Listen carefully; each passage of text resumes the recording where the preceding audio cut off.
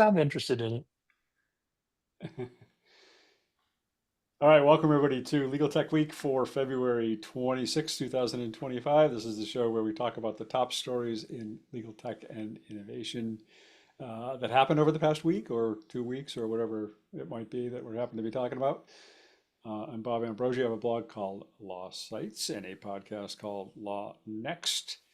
And I was going to ask all the panelists to give me 5 things that they did to justify their existence this week, but I think we'll move off of that just because there's a lot of other actually more interesting things to talk about. Plus, that joke is getting old at this point because that was like last week's news. Too much stuff happens too quickly these days. But I will ask the panelists to introduce themselves. So let's do that. Steve, you want to kick us off this week? Oh, yeah, I don't usually get to go first. Hi, I'm Steve Embry. I write the blog Tech Law Crossroads about legal technology and innovation. I also regularly write for the Kentucky Bench and Bar magazine on law practice management and the One Legal blog. And from time to time, I write for Above the Law. Sounds good. And Nikki. My name is Nikki Black. I'm the Principal Legal Insight Strategist at Affinipay, parent company of My Case, LawPay, DocketWise, and CasePure. I write legal tech columns for ABA Journal, Above the Law, and the Daily Record. And I also I author our legal industry report that's coming out in just a few weeks. Yeah. All right. And Stephanie. Hi, everyone. Yeah, I'm unmuted. Okay. Hi, I'm Stephanie Wilkins. I am the Director of Content at Legal Tech Hub. And Victor. Hi, everyone. My name is Victor Lee. Excuse me. I'm Assistant Managing Editor for the ABA Journal. I wasn't going to be able to come up with 5 things to justify my existence, so I was just gonna turn in my letter. But thank you for not. You're on Thank the you for not bubble, making me Victor. do You're that. on the bubble. I mean, there's 5 of us. I'm sure we at least did each one thing this week. I don't know. Hard to say. Yeah, I don't know. I've been Depends on watching who you ask. Steve's social media, and it looks like he's just going to ball games and hanging out with his grandchildren. So I don't know if that That's right. justifies his existence. That's pretty valuable too. It's a lot of fun. Yeah. All right. Well, let's get right to it. There's a lot to talk about. I mean, a lot of stories to talk about. But I think one of the stories that got a lot of people talking just over the last day or two has been this Val's AI benchmarking study that came out of legal AI platforms. They issued a report, I think just yesterday they put it up. Yeah.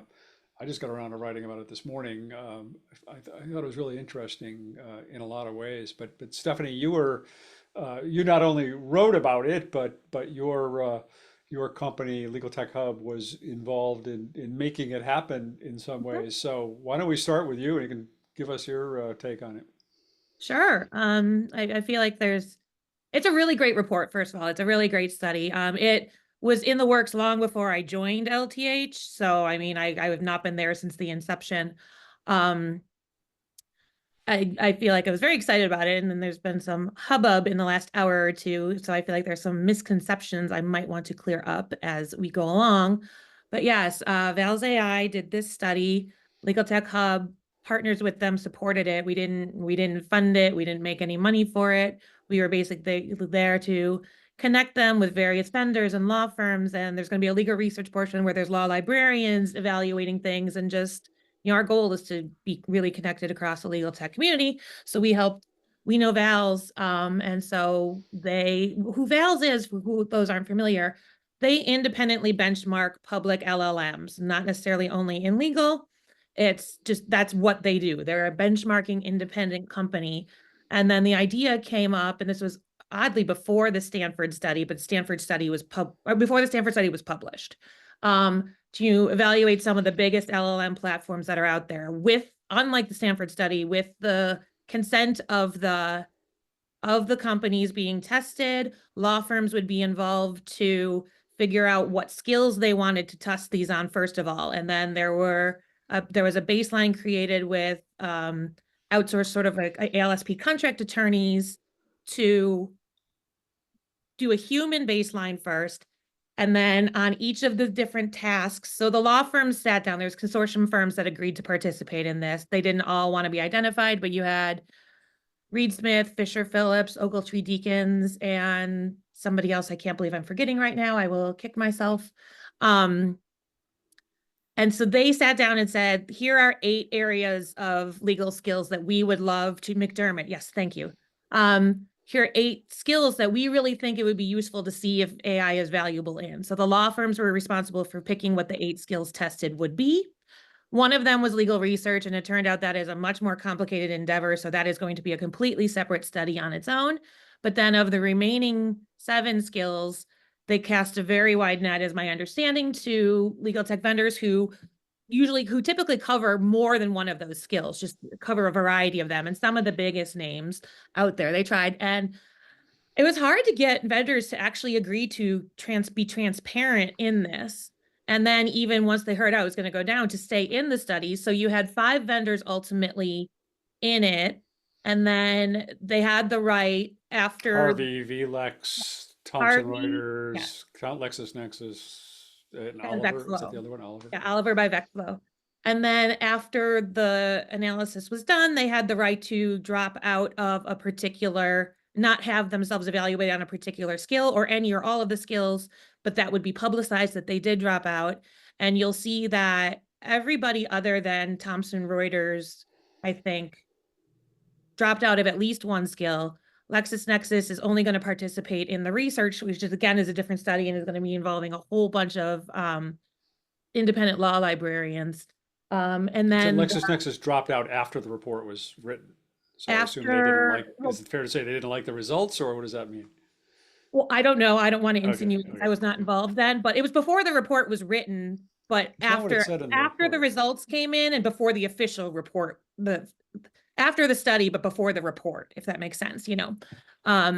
So, and it says in there are certain ones that certain vendors dropped out of also, and that was public. So, and then it compared them to the lawyer baseline on the questions that were proposed by the law firms, and the law firms also gave their ideal, like 100% answer. Like, you know, on a bar exam essay, you check the boxes and you get up to the certain number of points of what the ideal answer would be. And so they had the lawyer baseline on that. So nobody's at 100. 100 is the perfect answer. Not even the humans are the 100 answer, right? And then so the lawyer baseline, and then how the different tools performed on those specific skills under the same grading. And VALS has an auto evaluation framework. That's their entire business, is, you know, they use LLMs to evaluate this, and then human review for certain things where there are questions.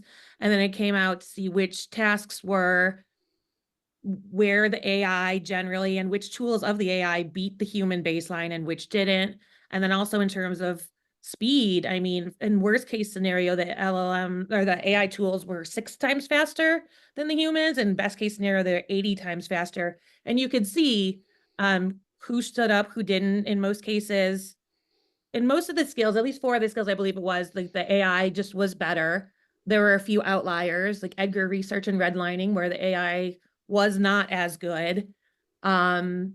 But most people, only Oliver from Vecflow even ultimately was scored on Edgar, which, you know, kind of points to why legal research is going to be its whole separate thing. It was the most difficult category of all those, but it's really interesting. I mean, we've had a lot of speculation of, you know, how can law firms actually use AI? What skills is it good at? So the law firms are like, well, these are the ones we want to start with. And the idea going forward is, you know, to do more skills, to add in-house legal skills, to add more vendors who want to participate. Because I know there's been some complaint that people didn't know this was happening, but I mean, they did ask a lot of people. But I mean, I've had people reach out to me who already have expressed interest in being in the next cohort of it. I mean, it was never like, I mean, I used to do scientific research in college, and like if I ever had a study where I asked all 4 people and they all 4 said yes, and that was all I did, that would have been a dream, right? Like, so to get people involved was not an easy feat.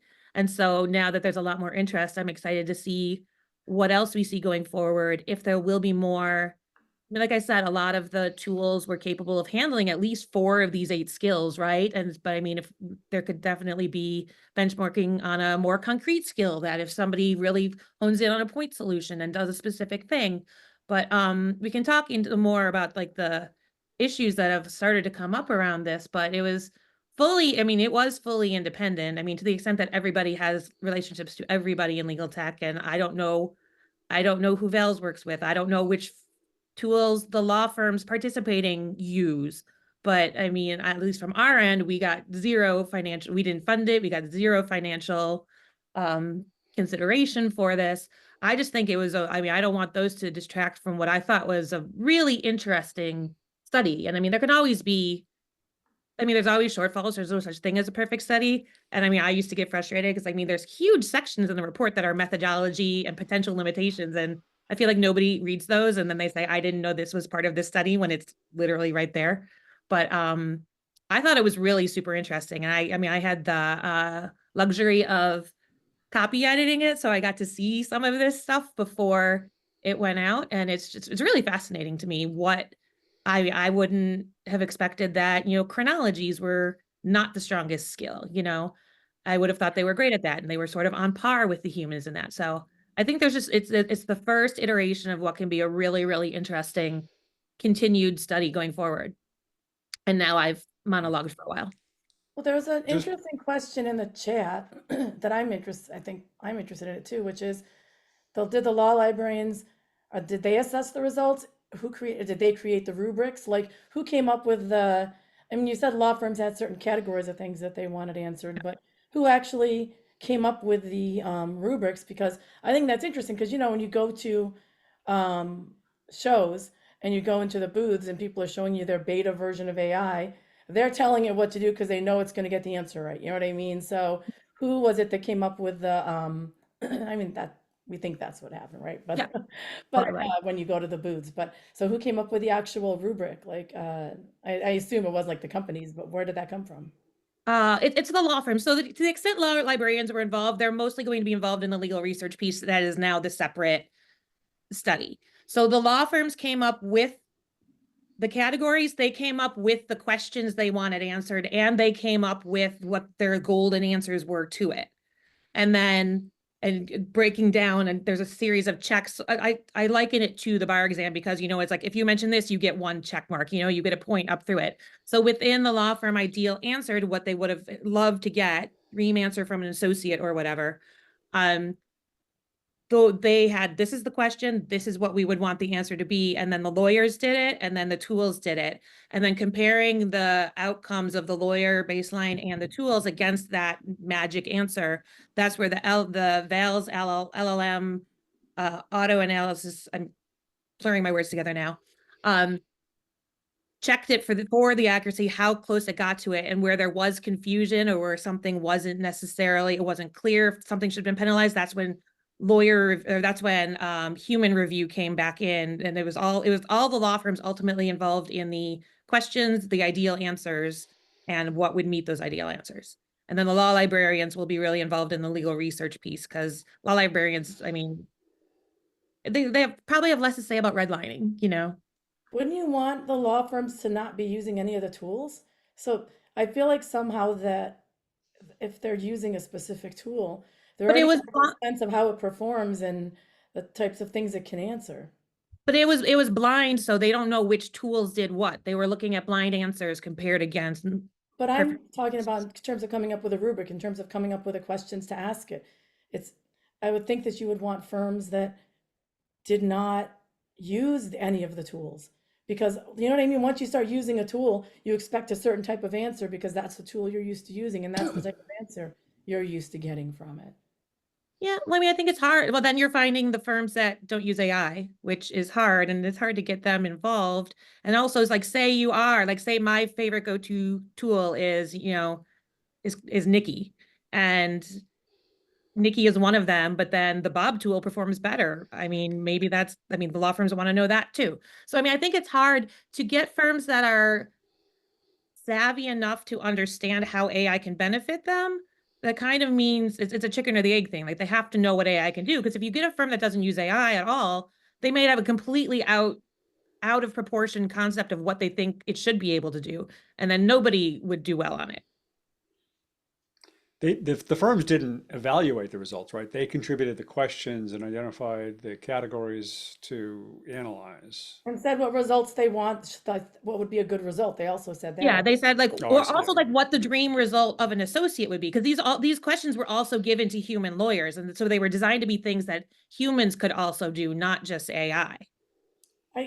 I guess I tend to be a little, I said this before, I think it was before you signed on, before we all started the show and we're offline or off the air, but I tend to be a little skeptical. You provided a lot of context that was really helpful, but everybody, like you said, everybody's got some skin in the game. Everyone has relationships, and those relationships and can go a long way towards tipping the scales a teeny bit. I'm not saying you guys did that, but you're obviously involved in it because you also copy edited, right? But I think that I don't know. I think it'll be interesting to see, like you provided a lot of context that answered a lot of the questions that were being raised, like on social media, for example, and filled in a lot of the gaps there. So I think that's super helpful. But I'm kind of interested to see what the response is to that from the people that were making some statements, I guess, on social media. Well, I mean, the conversation that came up on LinkedIn, and we should just really within the last couple of hours, I think that this all was kind of being discussed on LinkedIn, was raised by Jackie Schaefer, the CEO of Clearbrief, who first questioned the fact that her company was not invited to participate, and wondered why that was, and also questioned the statement in the report where the VALS people said that they actually have business relationships with a couple of the companies that were being evaluated in this report, which sounded a little. I didn't even catch that when I first read the report, but that was a little strange. And then I think I read the report, and Stephanie, you told me I misunderstood this, but I read the report to suggest that Legal Tech Hub was a sponsor paid for actually this study, and that Legal Tech Hub might have had a consulting relationship with Harvey of some kind that was raised as a question about that. But Stephanie, I think you're saying I'm wrong on all those fronts. No, but I'm not wrong, but I just want to point out that nowhere does Jackie, and I like Jackie, but nowhere does she actually come out and say, oh, LTH advises Harvey. She just very strongly insinuated that some people were getting improperly paid for a lot of things, which is probably why I sound a little heated right now, because that is absolutely not true. And it's really pretty poor form and unfair to throw that out there, but not name names and let other people draw connections and draw improper connections and nefarious reasons. No, it's really not fair. Like if somebody has a question, they should ask rather than suggest there was some impropriety, because I really do think this study is a really worthwhile stepping stone. And as I've said, I was not paid to do anything on this above and beyond just my job, which is not with VALS or any of those companies. And so it's really annoying to like see all of that come to fruition and then have one kind of, off the cuff social media post question everything. And then people are now sharing it and suggesting all of this stuff, when really the whole point is can AI match humans, which is what we've been trying to answer for 2 years in legal. And I didn't realize that she was implying that I hadn't even looked at the study yet, so I didn't realize Legal Tech Hub was even involved in any way, or that she was implying that you guys were the consultants. But you guys do have relationships with some of those companies, like they're premier sponsors or whatever. But like you said, everybody has relationships across the industry, and that's sort of inescapable. There's not about that. Depending on how you define relationship, we have a relationship with literally almost every law firm and every company and everyone on this panel and everything. Right. For sure. Yeah. And look, it would be useful to know more about the VALS relationship with these companies. Because again, they say specifically in the report, it says, note that VALS AI has a customer relationship with one or more of the participants. And I honestly don't even know without further that. explanation. I mean, that was a little kind of odd thing to throw in there without further explanation. But anyway, I personally totally agree that this is a really valuable study. I think it's valuable on a lot of levels. One was simply validating that AI can perform at or above the level of a lawyer in a lot of situations. and on a lot of tasks and do it in a fraction of the time. I mean, it validates with some data what everybody's been saying and thinking about AI in the legal space. I think it's also, it's really interesting in terms of the findings about Harvey. I mean, I think again, if I'm reading this right, part of the reason that Harvey kind of scored at the top is because it participated in the most of the tasks. And I think if I'm reading this right, that co-counsel probably would have scored, well, not necessarily would have, but also scored very well, but participated in fewer of the tasks. So its kind of overall score came out a little lower than Harvey, but also did very well. And to their credit, they didn't drop out of any. They stuck in with everything that, I mean, they being Thomson Reuters co-counsel, stuck in with everything. Yeah, well, and I think the thing is too, is like, I want to, again, people are saying it was limited to companies. It's who agreed to do it. They want to do more of them. And also like, so if Harvey had not been involved, I feel like everyone would have been like, but where is Harvey? There's Harvey again, not telling us what they do. So it's like, I don't know. It's really hard to design and execute the perfect study. It just doesn't happen. And I mean, constructive feedback on how to make this better is something I am sure Vels would love. But, again, because then you have the Stanford study, which didn't tell anyone what they were doing. And we all saw how that came out. And then people complained that way. It's just like, no matter what you do, someone's not going to be happy. And it really was an honest effort to be very transparent, very comprehensive of the tools people were curious about, the initial skills. And I just don't want that to be lost in the discourse that's starting to come out now. This is probably just the first of many studies, right? I mean, sorry, go ahead. Yeah, it's the first of many studies is the idea, yes. I haven't read the study and just skimmed, Bob, your report, but was there any distinction made between the companies by category of questions? In other words, if it was a litigation question, this company scored better but didn't score as well if there was a contractual kind of question, or was that even a relevant question at this point?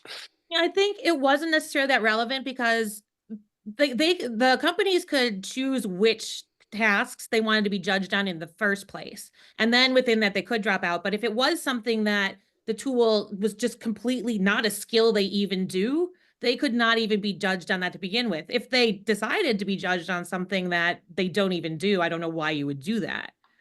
I mean, that would bear looking at, but for the most part, everyone just aligned with what they thought their skills could do. And then there were a few people that dropped out of a few things, or, then we have Lexis, who's opting to only be in the research part now. So, and as far as I know, there's questions about the research that too has already been underway. It was originally going to be part of this bigger study, but it turned out to have a lot more complexities that I can't speak to. I don't know them. But so that will be separate, and because it also involves all of the law librarians and a different sort of analysis of the outcomes.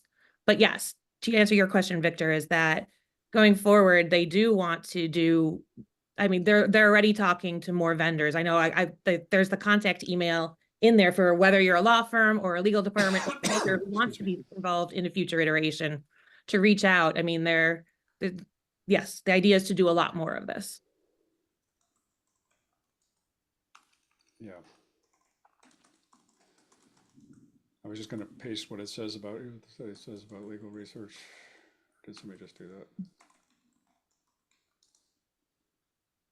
And I mean, again, the ones that it's sort of a lot of it backs up what we've been saying all along, is that even for the things where it's not necessarily better than humans or whatever, it's a great starting point, because those speeds, like 66 at a minimum 6 times faster, if not 80 times faster, to get you to the same very step one than it would have taken how many hours and whatever to do is not something to ignore. That's huge. Yeah. Yep. Yeah, the speed issue was something. I was Also, I guess it's also a way for people out there view. Clearly, there's a need for some Edgar research for an AI tool to help with Edgar research there. So anybody has a way of doing it, you could get a nice little corner on the market right now. Mm-hmm. Yeah. Yeah, I don't know if you caught this stuff, or you have any inside information on this. One of the things that confused me was actually talking about the speed, because it talked about the fact that both Harvey and case text were really were really fast Mhm. in terms of the responses that they provided. Um, it sort of singled out Harvey and case text as being really fast in the responses they provided. But then it went on to say, and by the way, Vincent AI gave responses exceptionally quickly as generally one of the fastest products we evaluated. So I didn't know if that meant Vincent AI was just as fast as Harvey and case text, or, I mean, or as co-counsel rather, or as why they said it that way. I don't know. It's kind of weird. Yeah, well, I can't adjust the exact wording, but I Yeah. think Vincent tended to give more robust answers, longer answers. So I think it was like, so they were still very fast. They might not have been as fast as the others, but they also gave more context, which sometimes resulted in better scores, for certain things. And again, I keep going back to the bar exam, but like if you're running out of time on your last essay and you're just jotting down as many things as will get a check mark as possible versus a much longer thing, and you might get more points because you throw in more context. But yeah, so vLex was also very fast, but they were one of the more verbose, which again, that's a preference. I mean, the law firms also, in terms of, I don't know, I mean, there were multiple law firms, so you had to come together on a consensus of what an ideal answer is, but you might want a much wordier answer. You might want a much shorter answer. It's just a matter, but ultimately, if we go down to checking every single one by a human, there's no point in doing the study because you're back to just doing, humans do all the work, and what's the point of the AI? But yeah, even that's the thing, like even the slowest of the answers were fast. And Yeah. I Because know I I saw remember it, both Vexflow and vLex put out press releases separately about how they felt their performance was, and I think people can find those. yeah, I didn't get the vLex one. Huh? I don't know if you remember the Stanford study. Uh, in a sense, I think I don't know, penalized is the right word, but they one of the things they said in the Stanford study is that they thought one of the reasons that uh, Westlaw performed a little poorly in some ways on the Stanford study was because of the fact that it gave long answers, uh, and um, and I know that Westlaw actually subsequently, they talked about this in this legal research Smackdown I wrote about a couple of weeks ago.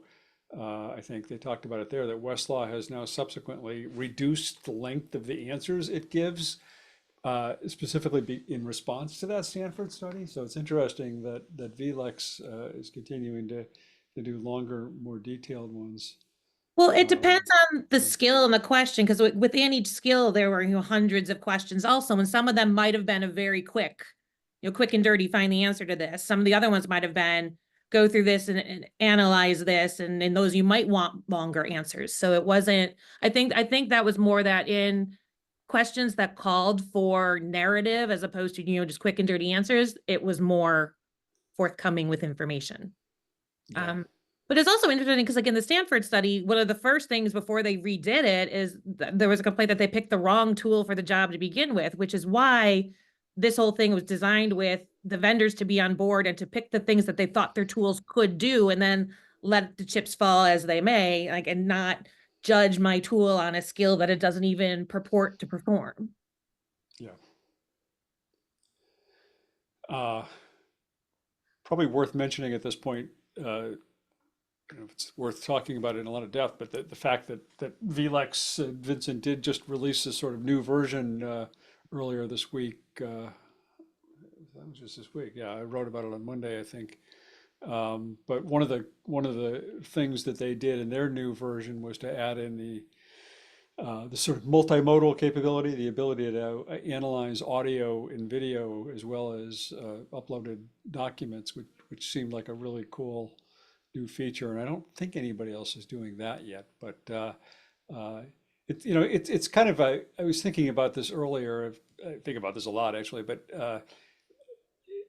it's interesting the extent to which this merger of vLex and Fastcase that happened a couple of years ago now, I think has really been kind of successful in helping to um, put them much more on a level playing field with Thomson Reuters and Lexis in a lot of ways in terms of the products they're developing. I think for years it was always this like, you could talk to Ed Walters and he always talk about someday we want to be taking on Westlaw and Lexis, and it always seemed a little bit like a pipe dream for them. But they're in terms of their Vincent AI. I mean, they're really, this would seem to suggest they're really on the same level as Thomson Reuters and Harvey too now, I guess. Harvey's also a newcomer to this field, but they've certainly accelerated rapidly in terms of their dominance in the market. So it's an interesting time. I'm really impressed too with how they're incorporating Vincent AI with the docket alarm features. I Yeah, think they're making a lot of that acquisition. yeah, yeah. Um, all right. Anything else anybody wants to say on vowels or? I would say, if you have questions, just ask us. Don't just imply impropriety into the ether. Yeah, all right. Well, a couple of ways we could go, but I think another kind of couple of related stories, I guess, this week that tie into Steve, the story you had picked out to want to talk about this week. But I had posted that the KPMG finally got its approval this week from the Arizona Supreme Court to be designated as an alternative business structure in Arizona, which means it can practice law. Not only does it mean it can, it's already opened. It's already announced the opening of its law office in Arizona. And so now there is KPMG Law US open for business in Arizona. But Steve, you had another angle on that whole Yeah, Arizona story. yeah, it was John Capizzi wrote the article for law.com. The accounting firm Aprio, that's supposedly the 25th largest accounting firm in the nation. I hadn't heard of them. They merged with an Arizona law firm, about 15 lawyers, and both of them had already received approval for uh, non-lawyer ownership. But the interesting thing about the article was sort of how they're going to structure it. Apparently, what they're going to do is Aprio, if a legal question comes in, they will refer it to their Arizona lawyers. And if the Arizona lawyers, if it's a matter in another jurisdiction, the Arizona lawyers are going to retain co-counsel in that jurisdiction so that they can actively practice the case. And so that there was a kind of sort of a debate in the article by various people whether that was going to satisfy, whether that would fly, because it basically would skirt the non-lawyer ownership prohibition in other states and allow this Arizona entity to effectively practice law anywhere. Grant, and I say that, I mean, I'm not a big fan of the non-lawyer ownership prohibition by any means. But I could see this sort of turning into an issue with other state bars. And so, well, wait a minute, you can't just come wandering in here. But the other side of the argument that was offered was the lawyers have been doing that forever. I mean, and that's true. I mean, I practiced all over the country, even though I was not licensed to practice anywhere but Kentucky and West Virginia. I would just file a pro hac vici motion, and those would be routinely granted. And yes, I always had to have a local lawyer in the jurisdiction to, make sure I complied with all the rules. But a lot of the times that local lawyer wasn't much more than a name drop, mailbox drop, and didn't really do a whole lot. So in that regard, where you have that kind of situation where the Arizona lawyer is effectively practicing the case and the local co-counsel is a mail drop. I'm wondering, and I think it'll be interesting to see how it plays out, how state bar associations and state Supreme Courts are going to treat that, whether they're going to say, well, I guess that's what we've always been doing, or are they going to say, well, wait a minute, that's not going to work. So I think that'll be an interesting. I think KPMG will be doing sort of the same thing, at least as far as I read sort of the stories about them. So I kind of throw that out there. I mean, I'm not, like I say, I'm not a fan of the non-lawyer ownership rules to begin with, but it does seem like they are sort of working around in a sort of a cute fashion to enable the lawyers in the lawyer/accounting firm to practice all over the nation.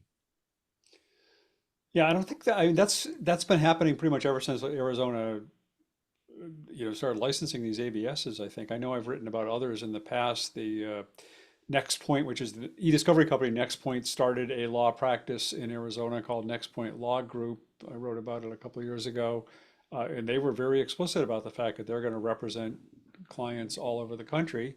And the way they do that is, through co-counsel relationships and pro hoc vice relationships. And then Axiom is another one that I know when they opened a law office in Arizona a few years, again, they said pretty much the same thing. They're going to be representing clients all over the country. So these firms are using Arizona as this, home base or something for building national practices. I think that's kind of part of the reason the whole KPMG thing is so significant, because this isn't just about Arizona at all. This is about a national, Yeah. national And law practice, basically. it's interesting, Bob. I mean, like I say, I did that for years. I did that, and there was at least one instance in one state where uh, a local lawyer objected and said, you can't just come in here and pro hoc vice and practice the case. You have to get a local lawyer, and the local lawyer has to do it.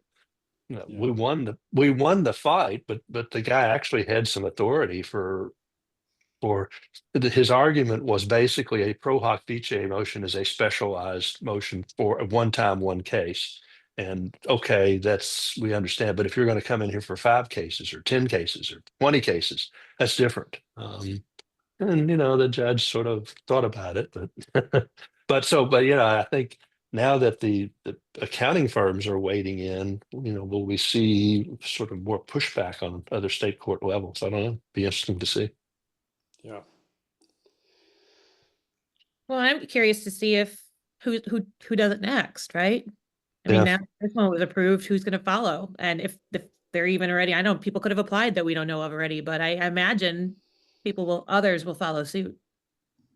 Yeah, I'm Yeah, I surprised. was. I'm surprised it's only KPMG. I'm surprised the other. I mean, maybe it's in the works, right? Yeah. Yeah. Maybe that's what they're planning. And I remember a long time ago, someone was taught, because we've been following this whole the machinations of the big 4 accounting firms for a while now, and they've sort of been the sleeping giant that a lot of lawyers and law firms have been afraid of. And someone, I don't remember who it was, told me that actually they're not the ones that people should be afraid of.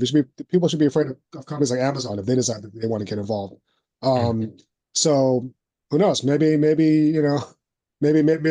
be next. But I mean, yeah, it is an interesting kind of question, because yeah, if you're duly if you're duly licensed to practice law in in Arizona, then I don't see how another state, unless they had a specific, unless they all of a sudden amended their rules, like, and it doesn't take, I mean, we've seen it just in our experience. It's not like they can just do it like that. It takes months, years, even to back and forth and whatnot before you can even start contemplating this kind of stuff. So unless they're going to just change the rules up overnight, I don't really see how they could stop one of these, like a local relationship like that, to then allow a company like KPMG, or what is this?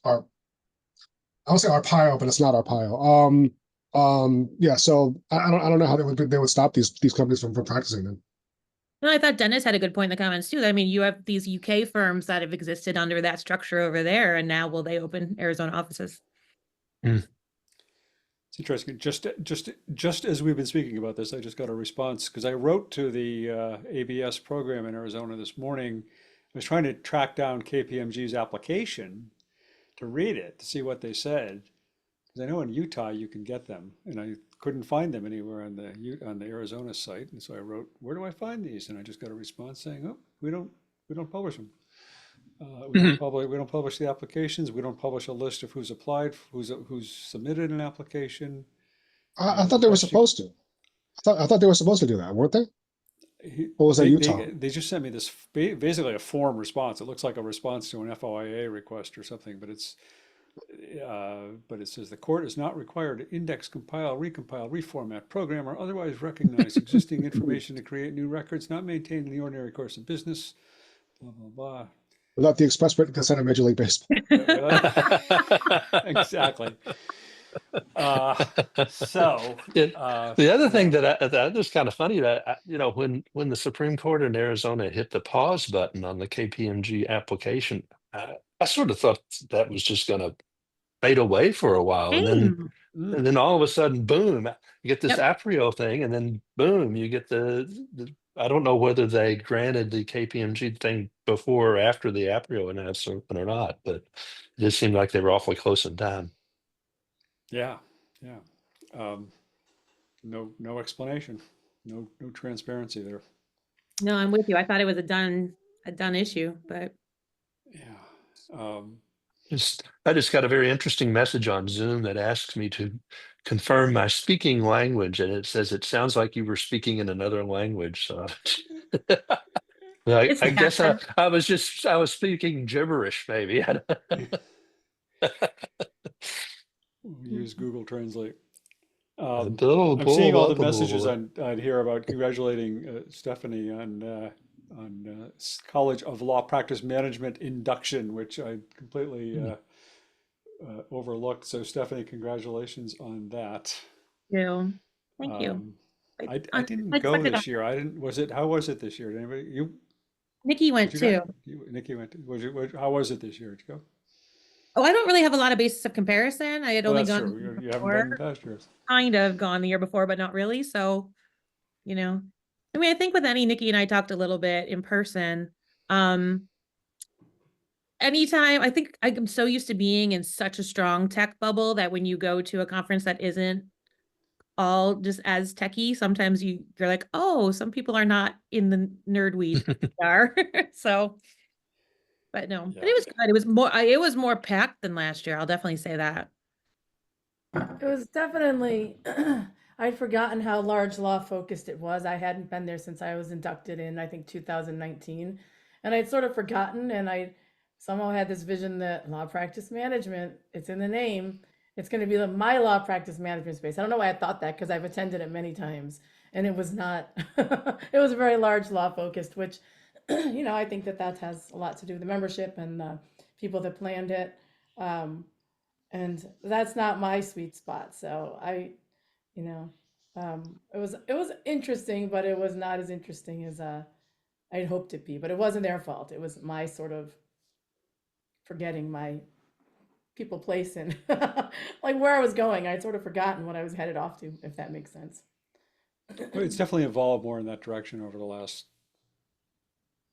I don't know, sort of maybe the last 10 years even. I mean, I don't think when I was first inducted, it was quite so heavily focused on the big law sector, but you can say that about a lot of things these days.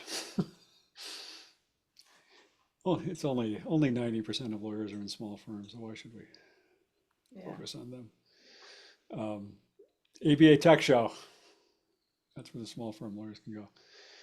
That's right. It's coming up April 2nd through the 5th. I did not know. Good time. So this afternoon would be a good time to click on the website and register. I recorded a podcast yesterday with Steve, and he took me through what to expect at Tech Show this year. So be on the lookout for that. Great. Yeah, thanks. Right. Watch for that. The institutification of legal tech. All about that. All right, let's talk about the California failing the bar exam. And then we can talk about e-discovery with Nikki. Yeah, so because from my reporter Julianne Hill, who's been on top of this for several months now. So California bar, just a quick recap.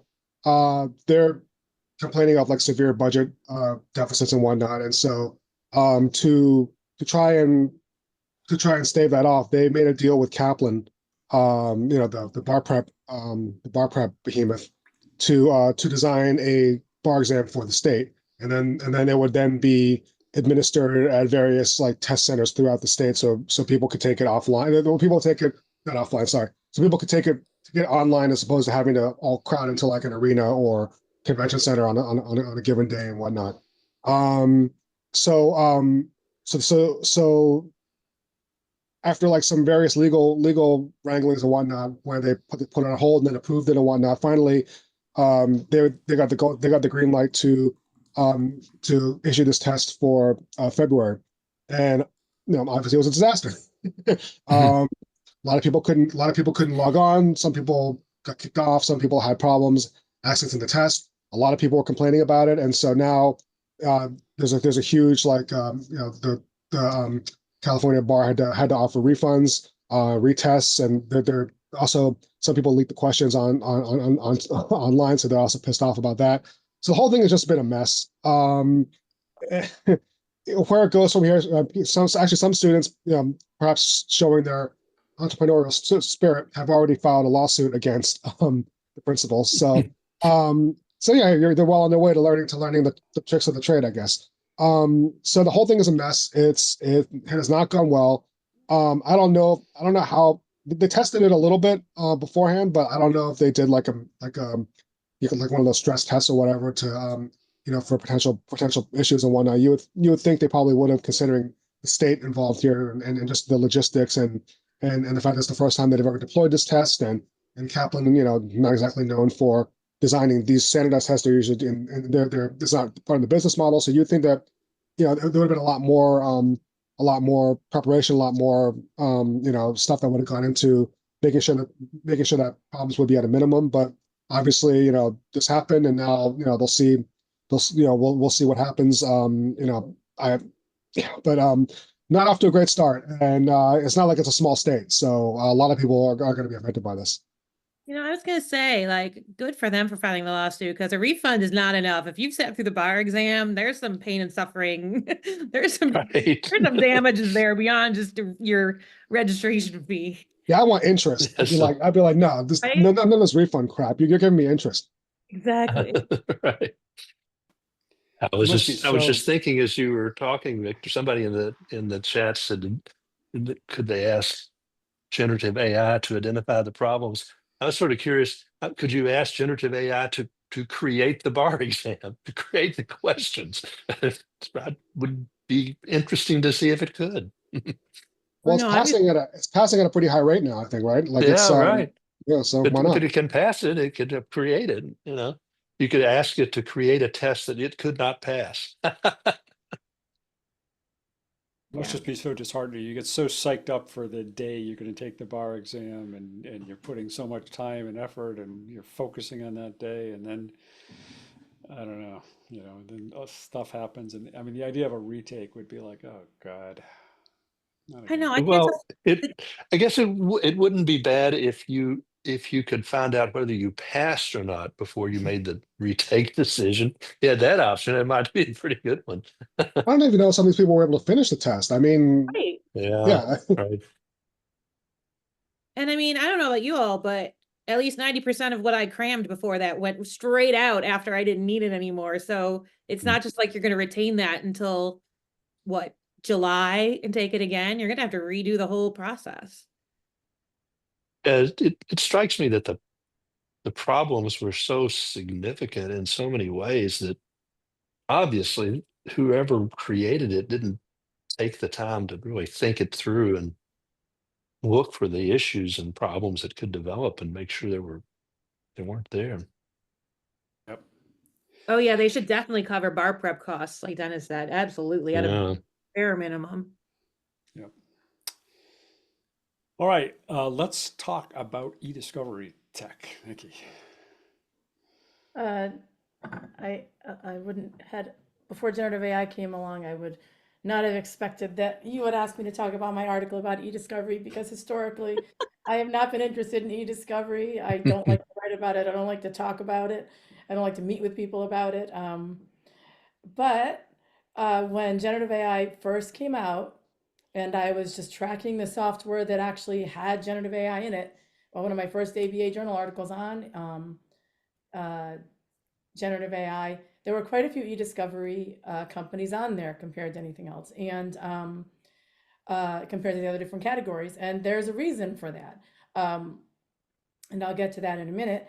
But so I decided it was sort of high time that I revisited this category of software, because it does have generative AI, and I've been trying to track generative AI rolled out into different categories of software. And so I tried to track down as many of the e-discovery companies that I could that had generative AI integrated in them. I definitely missed some, because some people did reach out to me about their software. But what was telling to me as I did this was the level of integration that they had with generative AI built in, and and how substantive the output was.